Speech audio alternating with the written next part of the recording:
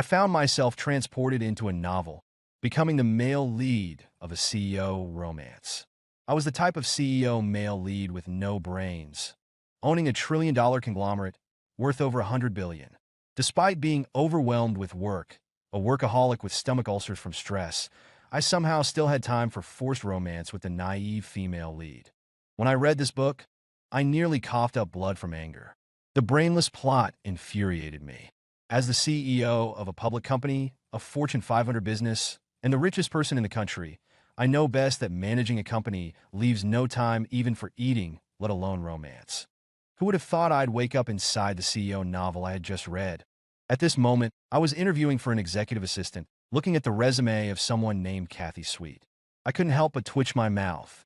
Kathy Sweet, the naive female lead of this book, the CEO's runaway wife, 99 escapes. From an ordinary background with an associate's degree in fashion design, yet somehow becoming my secretary. She'd clumsily spill water on me when serving drinks. She'd trip and fall into my arms while walking. She'd make a mess organizing files and mess up billion-dollar contracts by typing errors, causing huge losses for the company. At the time, I fired her without hesitation, my head pounding with anger. She cried and asked what she did wrong. I nearly laughed in disbelief. I didn't even make her compensate for the billion-dollar loss. How dare she question me? Just a week ago, I had fired her. Now, I needed a highly educated, capable executive assistant. Kathy Sweet had disguised herself, painting freckles on her face, wearing thick black-framed glasses with thick bangs covering half her face, to interview again. I was speechless.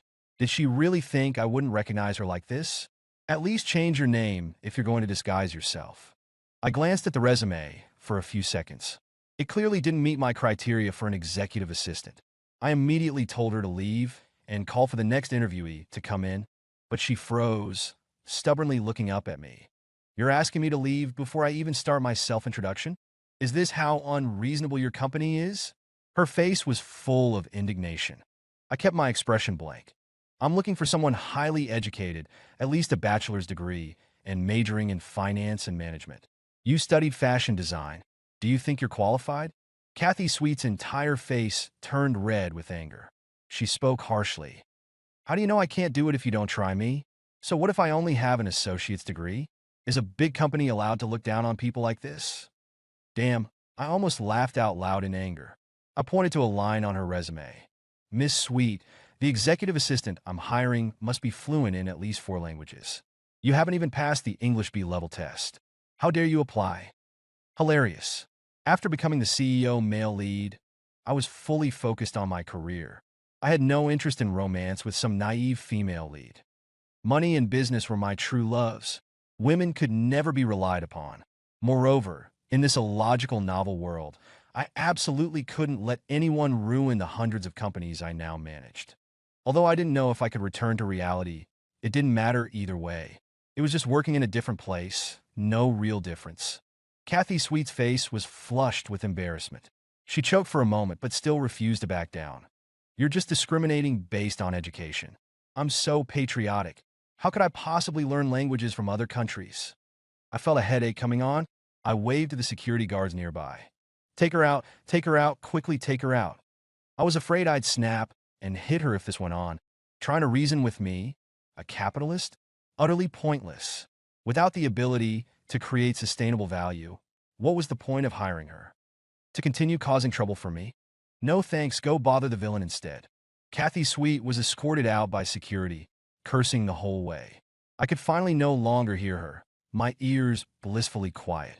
The subsequent interviewees were normal, graduate students and above, relevant majors proficient in multiple languages with work experience. Very impressive. I hired 2 assistants, both very capable, 1 male and 1 female. They were hired on the spot. I painted them several grand visions. As long as they worked hard, promotions and raises would come easily. Actually, after hiring them, I was already thinking about how to maximize these workers' abilities. Their salaries absolutely couldn't be wasted. I wasn't like the male lead in the original plot, casually offering million-dollar salaries. Hilarious. With such high pay, I'd be willing to work for the male lead myself. Too bad I had become the male lead. I sat in the CEO's chair, rubbing my aching head as I flipped through some documents. My secretary walked in with coffee. "Mr. Drake, your coffee." I looked up at the black coffee. "Change it. Give me some herbal tea with a few goji berries instead. Use my thermos." "Oh?" The female secretary stood there holding the thermos, looking completely bewildered. She doubted she had heard correctly. I gave her an unyielding look and she finally snapped out of it, going to make the herbal tea. Soon, she brought back my herbal tea. I drank it with a look of enjoyment, then noticed her wearing professional attire. I reminded her, "It's getting cold. Remember to wear thermal underwear. Girls need to stay warm. Don't sacrifice health for fashion." The female secretary had an expression like she'd been struck by lightning. She nodded mechanically and left the office. Bang! The sound of something being knocked over. I instinctively glanced over. The cleaner had knocked over a water bucket and was frantically trying to clean it up. I had just turned my gaze away when I suddenly looked back, getting a clear view of her face. I spat out my tea in shock. "Why you? Kathy Sweet, why are you here?" This female lead was truly omnipresent. She had even infiltrated my company as a cleaner. She was going to be the death of me. How did HR even hire someone who made such a mess of basic cleaning work? Kathy Sweet raised her face to look at me, flushed with shame and anger. "I'm sorry, boss. You've mistaken me for someone else. I'm not Kathy Sweet. There's no way I could have mistaken her." Did she really think I wouldn't recognize her just because she deliberately dressed and styled herself to look plainer? How blind did she think I was? I immediately called HR and had her fired. This troublemaker absolutely could not remain in my company. I gave strict orders that none of the companies in my group were to hire anyone named Kathy Sweet and had her blacklisted. "Boss, it's terrible. Our company is being slandered online." My newly hired assistant suddenly rushed in, panicked. I rubbed my sore neck and looked at the phone he handed me. On social media, there were posts everywhere claiming our company's products had quality issues.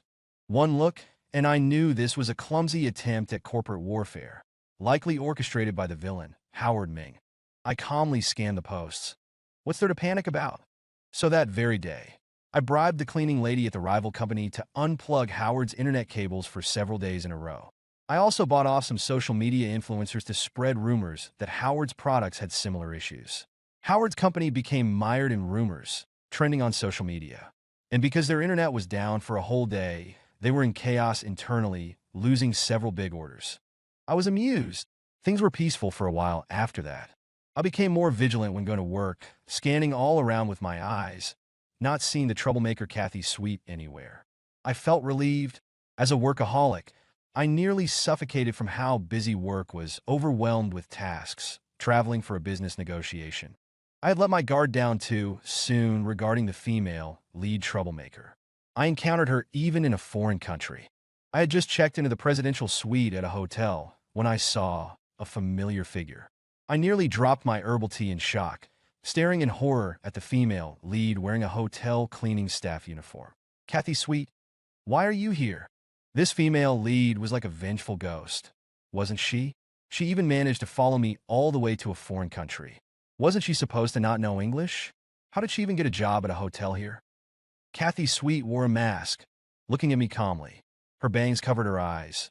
"Hello, sir. I know what you say, potato. How many bags you dig? Rice bags you carry or not?" My mouth twitched uncontrollably. Did she think I wouldn't recognize her, just because she used broken English mixed with some nonsensical Japanese? I wasn't blind. Since she refused to admit it, I couldn't be bothered to argue. I called the hotel front desk and had them remove this cleaning staff. I had just checked in and didn't need cleaning. Her showing up so precisely, whatever she was planning was written all over her face. I wasn't going to fall for it. After Kathy Sweet, that persistent ghost of a female lead, was called away, the presidential suite was finally peaceful. Even the air I breathed felt fresher. The next day, I met with my foreign business partners and successfully signed the contract. I then had my secretary book my return flight home. At the company anniversary celebration, I saw the female lead Kathy Sweet on stage wearing a dance costume. I nearly went mad, calling over my secretary. My hand shook as I pointed at the person on stage. "Why is she here?" The female secretary calmly pushed up her glasses and looked towards the stage. "It's like this, boss. One of the hired dance performers suddenly sprained her ankle and couldn't perform. This is a last-minute replacement." I took a deep breath, clutching my chest as my heart nearly stopped. Does her dancing look good to you? The secretary was silent for a moment. It's passable? You call that passable? I angrily stood up, pointing furiously at the female lead Kathy Sweet dancing awkwardly on stage. You consider that contorted dancing, worse than a clown's, to be passable? Is my company so poor we can't afford proper dancers? We just grab any random person off the street. Realizing her mistake from my anger, the female secretary immediately made amends, calling someone to escort Kathy Sweet off stage. As my secretary, she indeed shouldn't have been so casual. The other subordinates sitting nearby, hearing my outburst, didn't dare breathe a word. After the anniversary celebration came the banquet. To prevent Kathy Sweet from appearing like a ghost again, I hired 5 bodyguards. The tea and alcohol are safe, no poison. The snacks and food are safe, no poison. The fruits are safe, no poison. The 5 bodyguards diligently inspected everything I ate with utmost seriousness, ensuring there was no classic CEO novel scene of the male lead being drugged and the female lead swooping in to save him. I looked at the bodyguards with satisfaction. Very professional, worth the money. But the looks I got from people around became strange. I couldn't hear what they were whispering about me, but their expressions were like they were looking at someone with a mental illness. I didn't care. As a CEO, and the male lead no less, if I wasn't careful, I'd end up with the female lead pregnant and running away, leading to me chasing after her in a mess. Hilarious. I was a capitalist, not a brainless male lead obsessed with romance. How could I manage so many companies otherwise? Despite all my precautions, I still fell into a trap. Feeling my body grow hot and weak, I knew something was wrong. I immediately called my bodyguards to take me to the hospital. But before we could leave, the bodyguards were called away for various reasons. I was helped to a restroom instead. Hearing the sound of the door being unlocked, my heart raced, my scalp tingling. God, could it be that persistent ghost of a female lead, Kathy Sweet? After the person entered, the room was dim. I couldn't see clearly. They fumbled around in the darkness. Who's there? I called out warily, cursing under my breath. I blamed this damn plot. There's no way I could fall for this. The person didn't respond, but moved closer following my voice. I recoiled from their approaching presence, a pungent perfume smell making me sneeze several times. Kathy Sweet, you really are a persistent ghost, I said through gritted teeth. I was certain the person who entered was the female lead. Alexa, I called out to the air, gritting my teeth. I'm here. Getting a response, I said, turn on the lights. The lights snapped on with a pop, suddenly illuminating the room clearly. I could now see the person who had entered. It was indeed the female lead Kathy Sweet.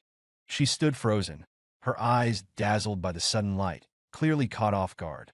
I felt smug. This hotel was under my company after all. Every room, whether standard or presidential suite, was equipped with a smart voice assistant. I coldly looked at Kathy Sweet. Get out. Despite all my precautions, I still got drugged, just from one sip of alcohol. This plot was so powerful in serving the female lead, pushing the story forward in all sorts of ways to make me have a one-night stand with her. This kind of plot was utterly disgusting. What are you saying? Kathy Sweet's eyes were red as she stood there helplessly like a frightened little rabbit. I didn't come in here on my own. You clearly pulled me in. I was speechless. Are you an idiot? I'm sitting right here. How could I have pulled you in? You drugged me. This is a crime. Kathy Sweet choked back a sob. I didn't. It wasn't me. Don't come near me. As she spoke, she walked closer, looking utterly wronged and terrified, as if I had done something unforgivable to her. I had already rolled my eyes so many times I lost count. Seeing the female lead approach, I kicked her away. Get lost. She screamed, tears streaming down her face. But she quickly got up and pounced towards me again. Fuck, I cursed, kicking her away again. The female lead was like a cockroach that wouldn't die. After about 10 rounds of this, I got tired. I immediately called out, Alexa, call 911. Bet you didn't expect that. The smart voice assistant could not only turn on lights, TV, fans, and boil water, but also make emergency calls. I was truly self-aware. When I was helped into the restroom earlier, my phone had disappeared. The police arrived quickly. I immediately called for help. It's this woman. She drugged me. Save me quickly. Then the ambulance came too. I was sent to the hospital. Kathy Sweet was taken away in the police car. The whole time she was silently crying, looking helpless and bewildered, like she had no idea what was happening. The police checked the security footage but found no evidence of Kathy Sweet drugging me. It wasn't clear where the drug came from, but her sneaking into my room suspiciously was very questionable. I learned that Kathy Sweet was released on bail after being found not suspicious the next day. I woke up in the hospital, having been given in 4 to counteract the drug. Mr. Drake, I've investigated all the security footage. There's no sign of when Kathy Sweet could have drugged you.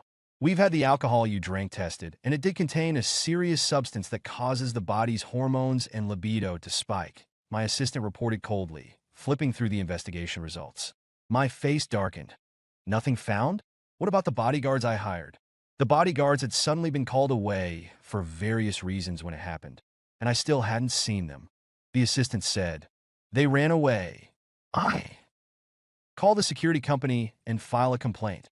The assistant, "Yes, boss." I was discharged from the hospital. As a ruthless capitalist, I couldn't neglect work because of health issues. I had barely started working again when I got a call from my mother, the original male lead's mother. "You've taken a liking to some low-class woman and even landed yourself in the hospital?" An aristocratic, displeased voice came through the phone. I rubbed my temples and explained, "No, you've misunderstood. The aristocratic lady. Let me warn you, not just any stray cat or dog can enter our Drake family. A woman from the wrong background can't help your career and has no right to enter our family. Don't forget, you have a fiancé." With that, she hung up before I could say another word. I felt utterly bewildered. I checked social media and saw a trending headline. Drake Group CEO hospitalized over a woman, followed by the word explosive. I clicked in to read it, and my expression immediately turned into one of utter disbelief. What nonsense was this? Were media reporters writing such exaggerated stories now? Was this news or a trashy romance novel? They even wrote things like she runs, he chases, and she can't escape even with wings. I was speechless. I immediately called my secretary and had her deal with the trending topics online. That afternoon, I received a call. Before I could speak, a familiar voice came through, sounding utterly humiliated. "Don't think you can buy me off with money. I will never sell out my noble soul. I won't submit to money either." Me? Kathy Sweet? How did you get my number? I questioned in a shocked tone, but the other person had already hung up after speaking, clearly not hearing my voice. I stared at the ceiling in disbelief. What was going on? It wasn't until the next day when my mother came to the company that I understood the meaning behind Kathy Sweet's call. I gave that woman a sum of money, telling her to be sensible and stay away from you, to leave the city forever. Mrs. Drake sat across from me expressionlessly, exuding an aristocratic aura in her well-maintained appearance and elegant cheongsam. I paused, asking anxiously, "You gave her money?" "Mrs. Drake, that woman does have some backbone. I offered her $1 million to leave you, but she tore up the check and left." This surprised Mrs. Drake. I quickly sighed in relief. "It's good you didn't give her any." My mom looked at my expression with a frown. "You haven't fallen for this woman, have you? I've warned you before, playing around is fine, but don't get attached." I hurriedly explained, "Mom, you've misunderstood. She's the one who won't leave me alone. I have no interest in her. She just keeps pestering me." "Really?" My mom hesitated. I nodded, then explained several more times that I truly had no relationship with Kathy Sweet. As a capitalist, money isn't just given away casually but invested strategically. I also urged my mom several times not to believe rumors or throw checks at random people.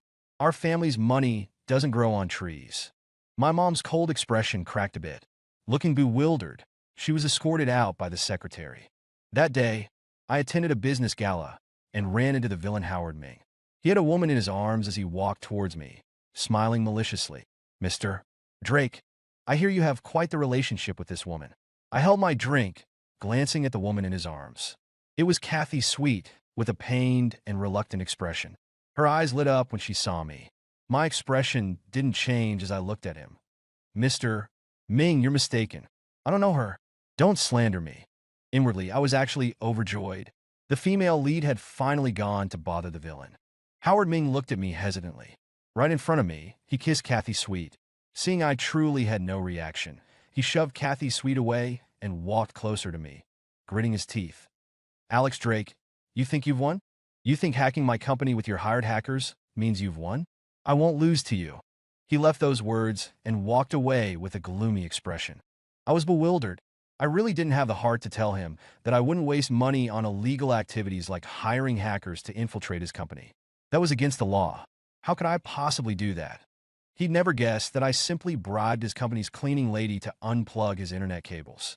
Seeing Howard Ming leave, Kathy Sweet bit her lip, looking at me with red eyes. How could you? I looked at her in bewilderment, not saying anything. How could you treat me like this? You've disappointed me so much. I could never like you again. She ran away crying.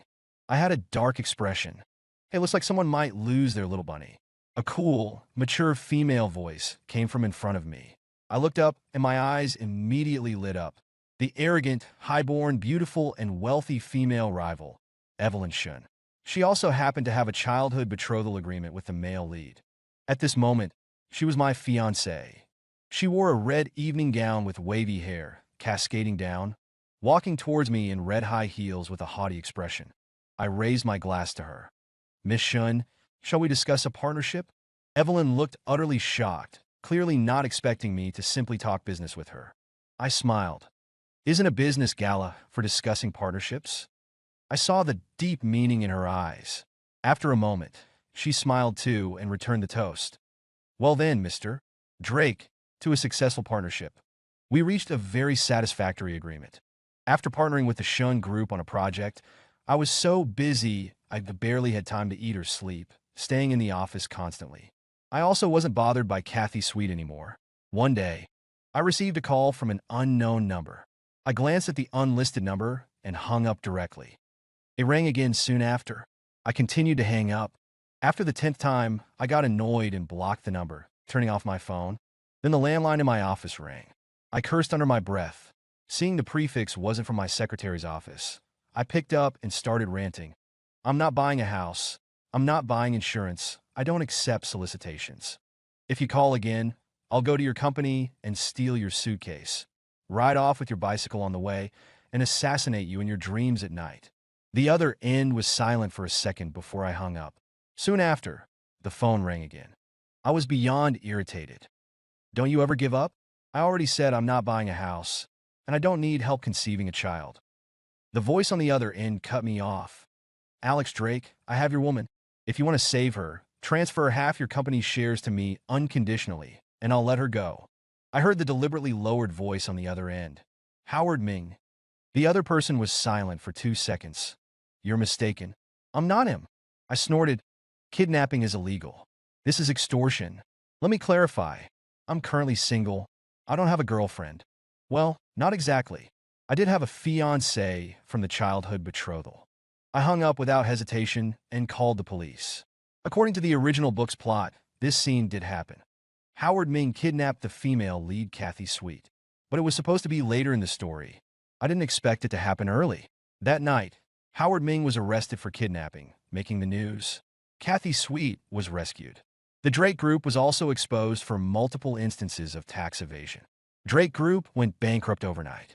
Howard Ming was found guilty of kidnapping, plus tax evasion of several $billion, and sentenced to over 5 years in prison. With the rival company fallen, my company became the biggest enterprise. Of course, my company had good benefits, paid taxes on time, and absolutely did not have any of the above problems. There was also no forced overtime. All overtime was voluntary by company employees. After all, in a company like this, employees who stay past 6 p.m. to work until 10 p.m. voluntarily get free late-night meals. And for those who stay until 11 p.m., the company reimburses their transportation costs. Meanwhile, my company flourished. As Evelyn and I worked together more, somehow we started seeing eye to eye. Figuring we might as well go with it, we had a business marriage. My mother was very pleased with this daughter-in-law. She looked at me more favorably, too. Seeing that we had gotten together, she started urging us to get married and have children. Evelyn and I shared a helpless look, saying we'd date first, then get engaged and married after our feelings deepened, taking it step by step. Evelyn and I got along very well, having our own views on business matters and a smooth relationship. We soon got engaged. My mom was grinning from ear to ear. Even my usually stoic dad had a rare smile, calling Evelyn's parents in-laws incessantly. The engagement party went very smoothly, except for a small issue in the middle.